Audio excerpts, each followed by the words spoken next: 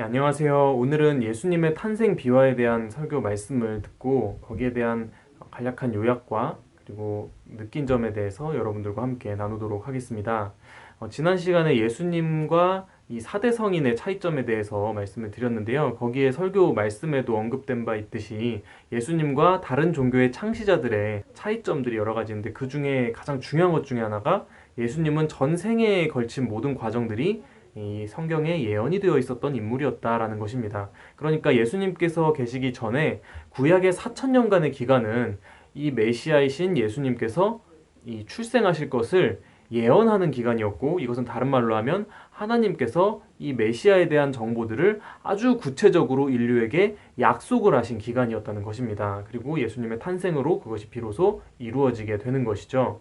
자, 마태복음 2장에 보시면 헤로드 왕이 이 유대인 서기관들에게 너희가 기다리고 있는 이 메시아가 어디에서 탄생하는지 알고 있느냐고 물어보고, 그리고 유대인들이 그것을 대답하는 장면이 나옵니다. 현 선지자의 예언에 의해서 베들레헴에서 태어난다라고서 이렇게 이야기를 해주는 그런 내용이 나옵니다. 그것으로 인해서 유대의 베들레헴 그 근방에 있는 2살 이내에 되는 모든 아이들이 무참히도 살해되고 희생이 되는 그런 아주 비극적인 역사가 펼쳐지게 되는 것이죠.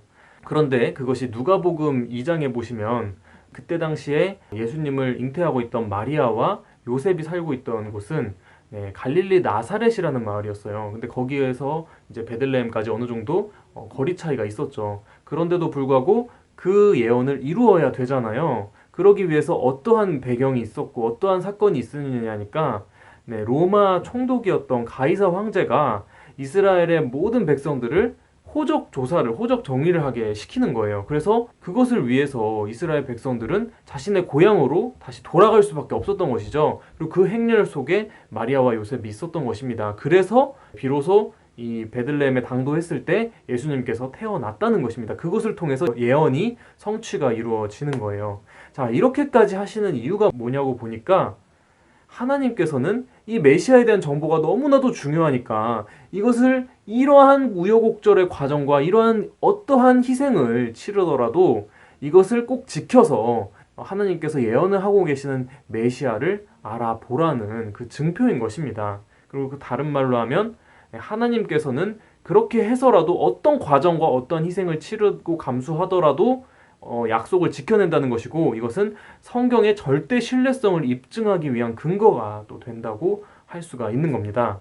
자, 그런데 이렇게 예언대로 다 하나하나 지켜져 오는 성경의 아주 엄중한 그런 역사를 보면서 우리의 삶을 돌아보면 우리는 얼마나 너무나도 부족한지를 좀 생각을 해볼 필요가 있는 것이죠. 오늘날 사회는 권위가 무너진 사회라고 합니다. 그런데 그 권위가 무너지게 한 배경이 물론 정치인들에게도 있을 수 있지만 그 근본적인 바탕의 원인 제공은 우리들 한 사람 한 사람에게도 있다는 것을 좀 생각해 볼 필요가 있을 것 같습니다. 우리는 얼마나 우리가 뱉은 말에 대해서 그렇게 약속을 잘 지키면서 살아가는지, 그리고 특히나 더군다나 하나님을 믿는다고 하는 이 신앙인들일수록 그 엄중함을 더 반성을 해야 되지 않을까라는 생각이 듭니다.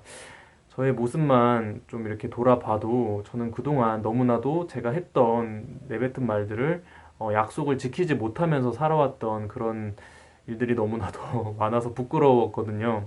근데 그 이유를 좀 더 깊이 생각을 해보니까 그 약속이 참 중요한데도 불구하고 너무 쓸데없는 일을 하느라 그것을 낭비하는 시간들이 너무 많았어요. 너무 자질구레하고 아무것도 아닌 일들 때문에 그 약속은 뒷전이 돼버리고 다 잊혀져 버리는 그런 시간들이 너무나도 많았던 것을 돌아보게 되었습니다.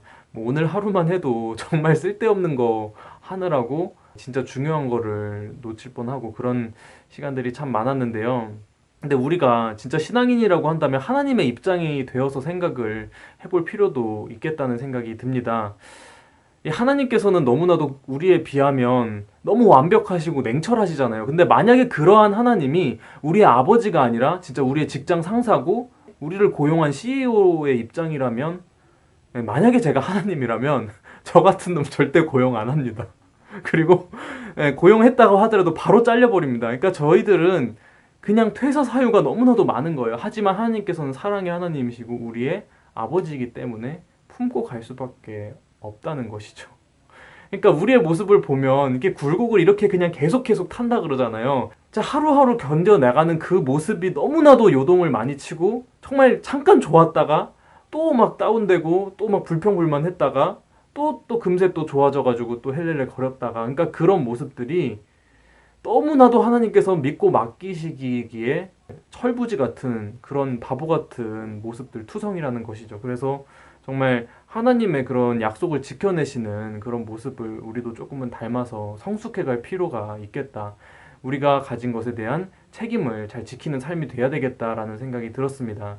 우리 삶 속에 여러 가지 주어진 과제들이 있는데, 그런 어떤 여러 가지 과제들이 우리를 올가매는 것처럼 느껴질 수도 있겠지만, 그리고 그 의도가 헤아려지지 않을 수도 있겠지만, 하나님께서 우리에게 정말 그런 약속을 주시는 그 목적이 다른 게 아니라 우리가 행복해지기 위해서 우리를 설계를 하셨다는 것이고, 그것을 제발 알아주기를 바란다는 것입니다. 그것을 순종함으로 인해서 진정으로 하나님의 의도를 깨닫고 그 속에서 이렇게 예수님처럼 진정한 행복을 누리는 참 자유인이 되는 저와 여러분들이 되었으면 좋겠습니다. 감사합니다.